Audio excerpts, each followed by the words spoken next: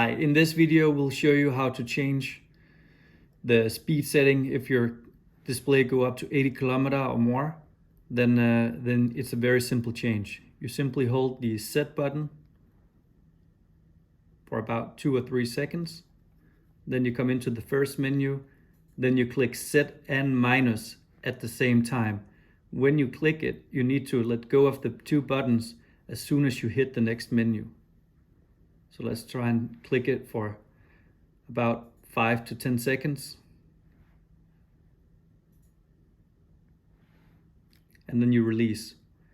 The first menu here is the SPS. It says either 6 or 1. Depending on where you are now, if you're on a 6, then you need to change down to 1.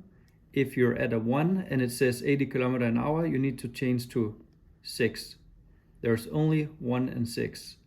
After you change to the desired setting, you hold set button and you're good to go. Thank you.